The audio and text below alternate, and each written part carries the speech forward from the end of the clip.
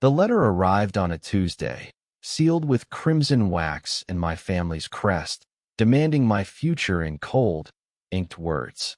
At 24, I, Julian Navarro, was to marry a stranger named Elias Whitaker to save my family's crumbling tech empire in Seattle.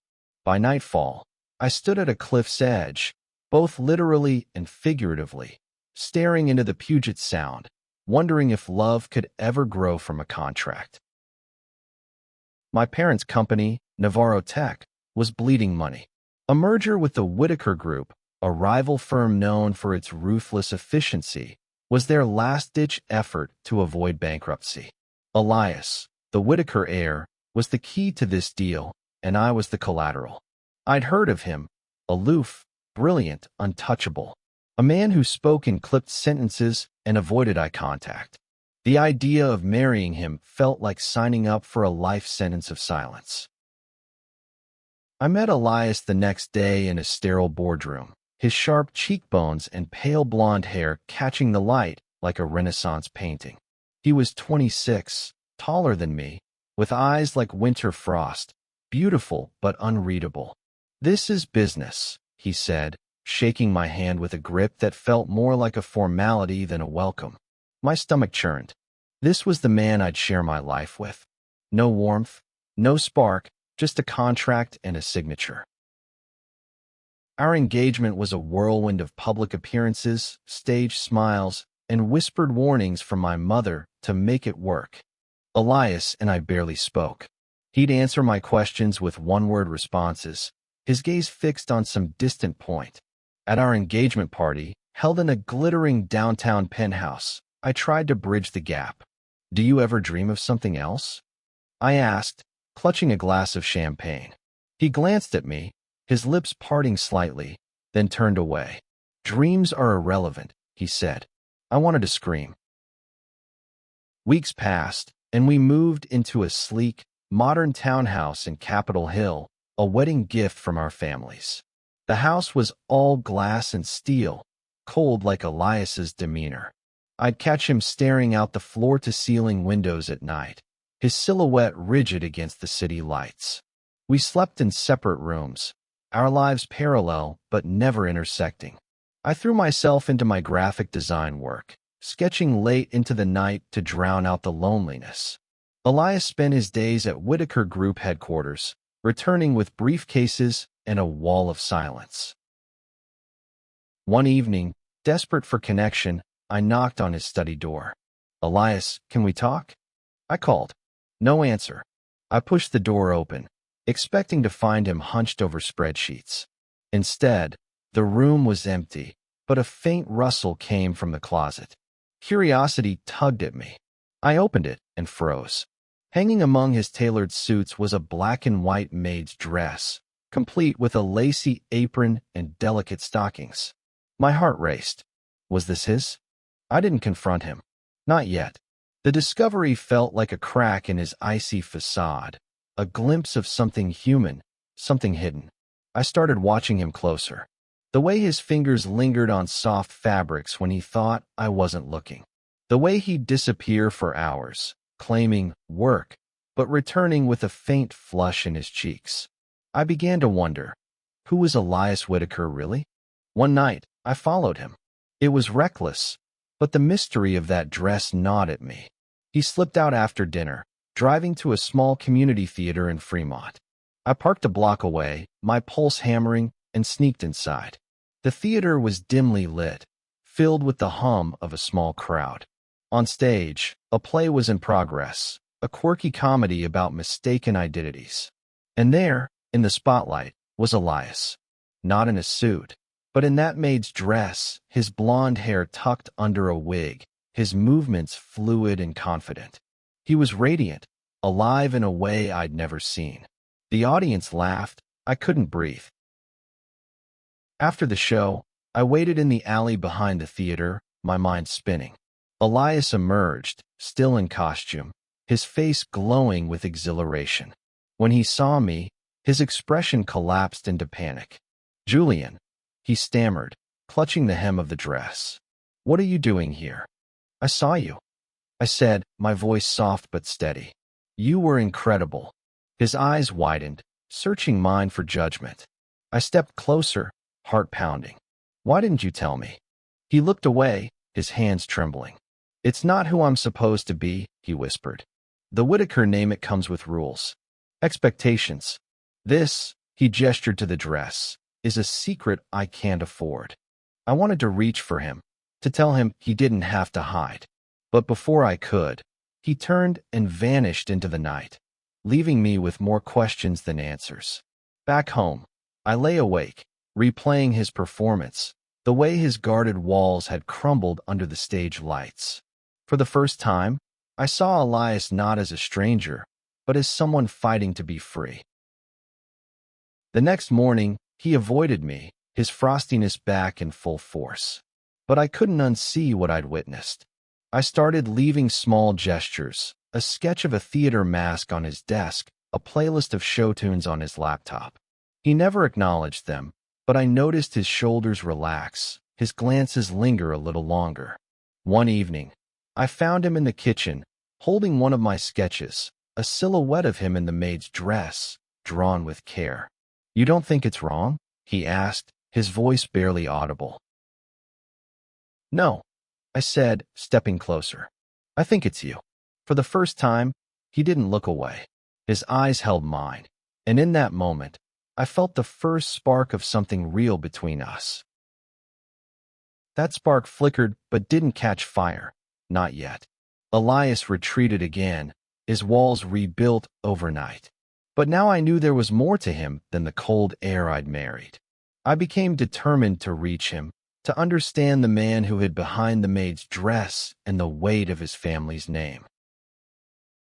Days turned into weeks, and I kept attending his secret performances at the Fremont Theater. Each time, I sat in the back, anonymous in the crowd, watching Elias transform. On stage, he was fearless, his laughter bright, his movements graceful. Off stage, he was a ghost in our home, slipping through rooms like he was afraid to take up space. I started sketching him in costume, capturing the joy he only showed under the stage lights.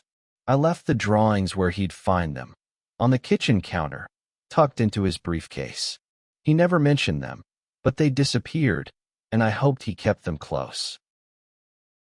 One rainy afternoon, I found him in the living room, staring at a sketch I'd left of him mid-performance, his eyes glistening in the painted spotlight. Why do you keep doing this? He asked, his voice sharp but trembling. Why do you care? Because I see you, I said, my chest tight. Not the Whitaker heir, not the man my parents forced me to marry. You. He flinched, like my words were a blade, and turned away. But I caught the faintest crack in his expression, a flicker of longing. Our families, oblivious to the undercurrents between us, pushed us into more public appearances. We attended galas, ribbon cuttings, and charity dinners, playing the perfect couple for the cameras. At one event, a tech conference at the Seattle Convention Center, a reporter asked Elias what he loved most about me. He froze, his jaw tight, then said, "Julian's resilient." The words stung, but I saw the truth in his eyes. He didn't know how to answer because he didn't know me. Not yet. That night, I decided to take a risk. I found an old Polaroid camera in a thrift store and started leaving photos around the house, snapshots of our life together, however small. Me cooking breakfast, the view from our balcony, a stray cat we'd fed in the alley. I wanted him to see we were building something, even if it was fragile. One evening, I caught him holding a photo of us at a gala, his finger tracing my smile. "You're trying too hard," he said, but his voice was softer, almost regretful. Then came the night that changed everything. I followed Elias to the theater again, but this time, the performance was different. A drama about a man hiding his true self from a world that wouldn't accept him. Elias's character, a quiet dreamer in a restrictive society, broke my heart. His final monologue, delivered in the maid's dress, was raw, his voice cracking with emotion. The audience was silent, then erupted in applause. I felt tears on my cheeks, not just for the story, but for him. After the show, I waited in the alley again. When Elias emerged, he didn't run. He stopped, his breath visible in the cold air, and looked at me. "You keep coming," he said, almost accusingly. "Why?" "I want to know you," I said. "All of you." He shook his head, but he didn't move away. I stepped closer, close enough to see the smudge of stage makeup on his cheek. "You don't have to hide from me, Elias." He laughed, a bitter sound. "You don't get it, Julian. This," he gestured to the dress, "it's not just a costume. It's who I am when I'm not suffocating under my family's expectations. But if they knew, if the world knew, I'd lose everything." "Then let me be your safe place," I said, my voice breaking. For a moment, he looked at me like he wanted to believe it. Then he turned and walked away, but not before I saw the tears in his eyes. Back home, I couldn't sleep. I sat at my desk, sketching furiously, a portrait of Elias, half in his suit, half in the maid's dress, his face torn between fear and freedom. I left it on his pillow, a silent promise that I wasn't giving up. The next morning, he was gone before I woke, but the sketch was missing. In its place was a single note. "Meet me at the theater. 8 p.m. My heart raced as I drove to Fremont that evening. The theater was dark, the stage empty except for Elias, standing in his maid's dress, no wig, no makeup. Just him, vulnerable and real. "I've never told anyone," he said, his voice low. "Not my parents, not my friends. This is me, Julian. If you can't handle it, tell me now." I crossed the stage, my footsteps echoing. "I'm here," I said, reaching for his hand. His fingers were cold, but they tightened around mine. For the first time, he didn't pull away. That night on the stage marked a turning point, but not a fairy tale ending. Elias and I were still strangers in many ways, bound by a marriage neither of us had chosen. Yet, holding his hand in the empty theater, I felt a fragile thread of trust forming between us. We didn't kiss or confess undying love. That would have been too easy. Instead, we sat on the edge of the stage, legs dangling, and talked. Really talked. He told me about growing up under the Whitaker name, the pressure to be perfect, to suppress anything that didn't fit the mold of a corporate heir. The maid's dress, he explained, was his rebellion, his way of reclaiming a piece of himself. "It's not about the clothes," he said, staring at the floor. "It's about feeling free." I listened, my heart aching for the boy who'd hidden so much for so long. I shared my own story, my fear of failing my family, my love for art that they dismissed as a hobby. "I used to draw to escape," I said.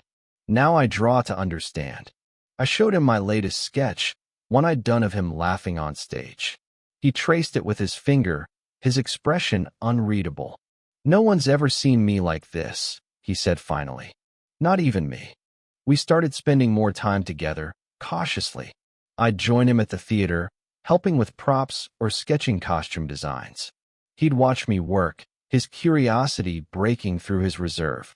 One night, he tried on one of my designs, a flowing, androgynous outfit that blended his two worlds. When he looked in the mirror, his smile was shy but genuine. "You make me feel seen," he said. My chest tightened, and I realized I was falling for him. Not the idea of him, but the real Elias, flawed and beautiful. But the outside world wasn't kind. Rumors started swirling about Elias's late-night theater trips. A tabloid published a blurry photo of him leaving the Fremont Theater, captioned, "Whitaker Heirs Secret Nights." Our families called an emergency meeting. Elias's father, a stern man with a voice like gravel, demanded answers. "What are you doing, Elias? Risking our reputation for some hobby?" Elias stared at the floor, silent. I wanted to defend him, but my mother's sharp glance kept me quiet.